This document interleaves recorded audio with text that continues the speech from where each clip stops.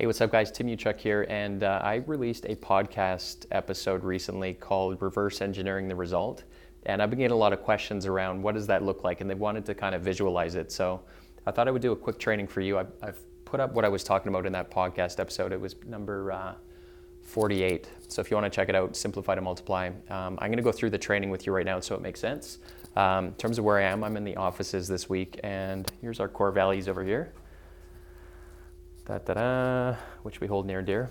We build custom truck bodies out of this building. But yeah, let's go through it. So the reverse engineering the result, what I was talking about really, when it comes to your business and it comes to the end goal, which is the lifeblood of any business, which is sales, it's really helpful to understand what are the activities that lead up to that end result. And when it comes to money, I always think money is just a story, right? It's a story of the exchange of value. So I'm making the assumption that what you do, the problem that you solve, is valuable, it's validated, you have something that is actually valuable, right? So when it comes to the final goal here, let's take it back one step at a time and reverse engineer that process so that we can look at your business and understand where the biggest opportunities are for you to improve the generation of sales, which is probably pretty important for you. So in front of the sale, and I'm going to assume that you don't have a commodity product. In other words, there's some face-to-face required to sell what it is that you do. So if you're a contractor, if you have a consulting business, if you have any kind of service business, I'm assuming that you have to present something to a customer, right? And so you'll see we're talking about an offer here, and a good rule of thumb in terms of improving your conversion rate and having a proposal that separates you from your competition. A good rule of thumb is there's a difference between value and price. And so a good rule of thumb is to have the value of your offer be 10 to 1 the price. So if what you're selling is $1,000, then the value in terms of how you present it should be at least $10,000 around there, right?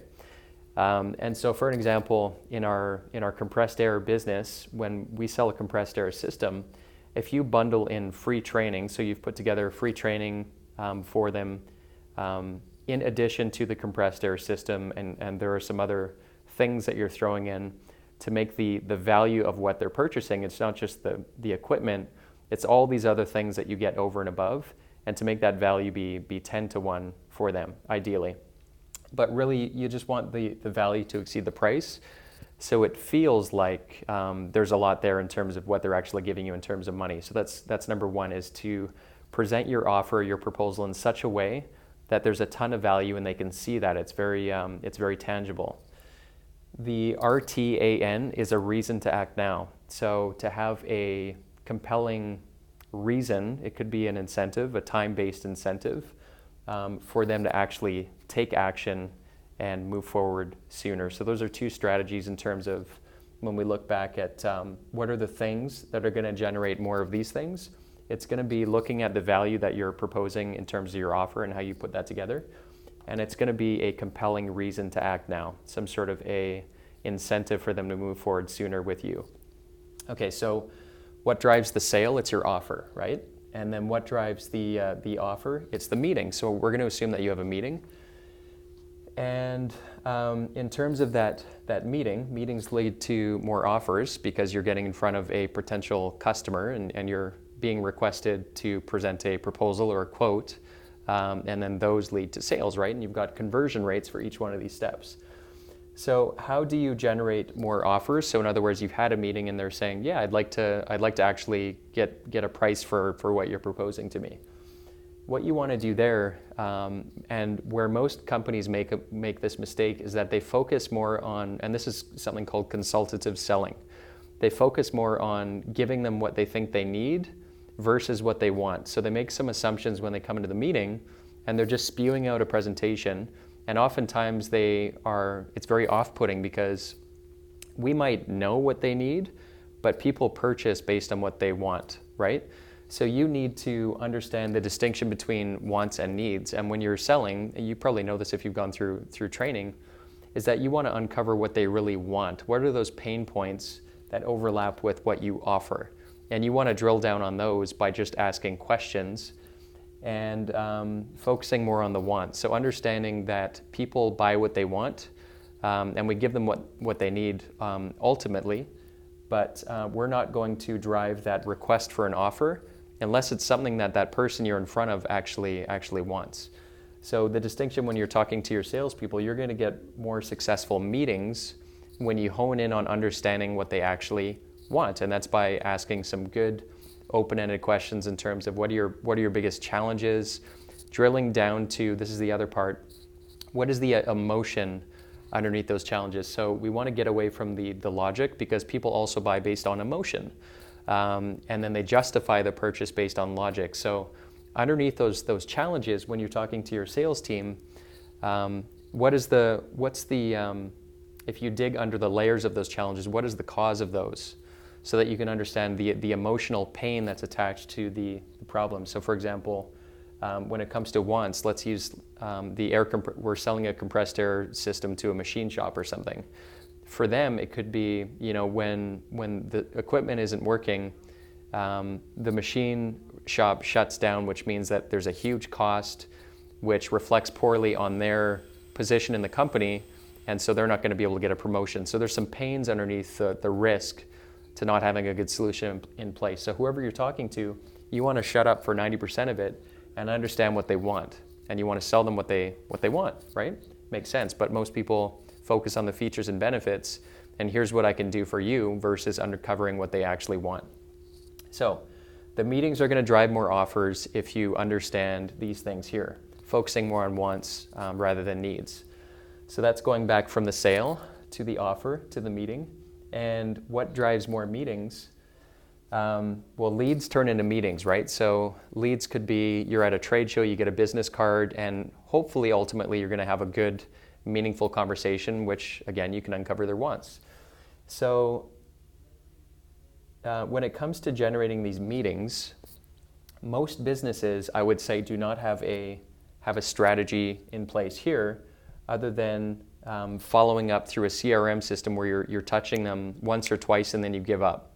Now the funny thing is here it says 20 plus touches, and underneath that it says nurture. And so most people, as you know, are too busy to talk to you on any given day.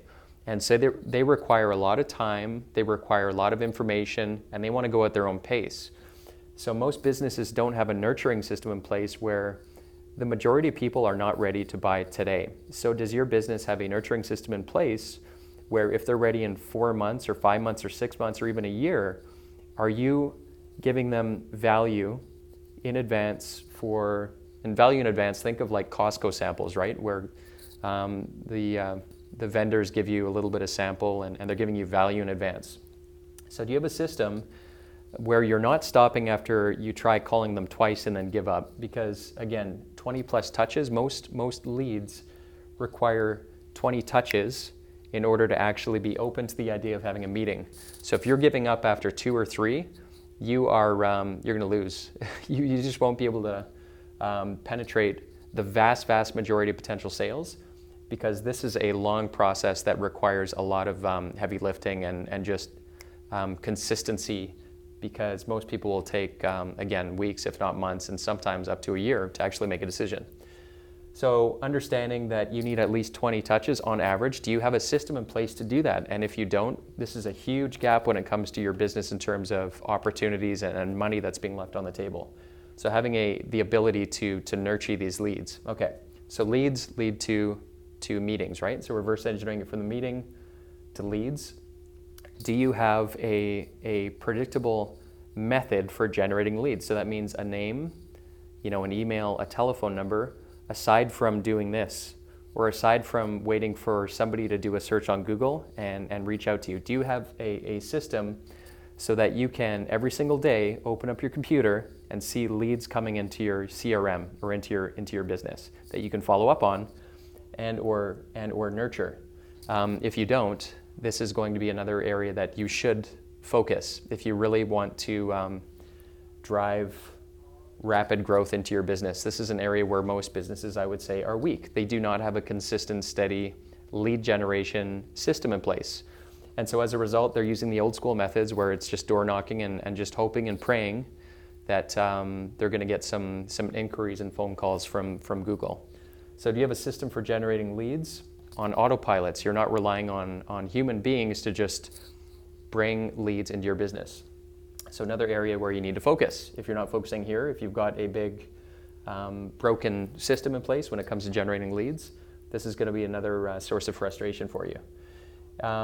And then, so of course, that's the prospecting, because in front of the leads, before people are even ready to give you their contact information, we need to put out a lot more value. So that's things like blogs. This is the social media posting, driving engagement, giving some value, just like this video. I'm giving a little bit of value for them to even become the lead. So there's some nurturing that goes on here, and this is where social media does a lot of the heavy lifting, so that you can actually put your message and put some value and demonstrate value in advance for your ideal prospect before they even become a lead. So if you don't have a system here for prospecting above and beyond just, outreach and hopping in the car and just knocking on doors, do you have a system that is more efficient, such as social media, in an intentional way, because you're not just posting what you had for lunch?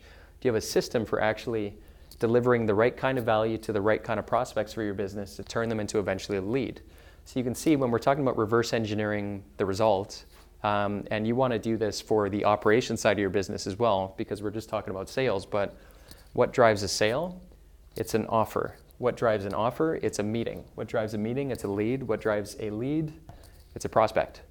So I hope that makes sense. I hope that was useful. Again, I've been getting some questions around the podcast, what I was talking about. But I hope this makes sense. And by the way, if you want a little bit more help, this is something that we do teach in our Perfect Week program. And I'm going to drop a link below. If you found any value in this video, by the way, if you could comment below any value that you had, or like the video. Also, if you're watching this video live, if you could put a hashtag live below. If you're catching it on the replay, if you could put hashtag replay, it'd be very much appreciated. Otherwise, I'm going to get back to work here because I'm flying out tomorrow from our offices. Hope that was useful, and I'll talk to you guys soon.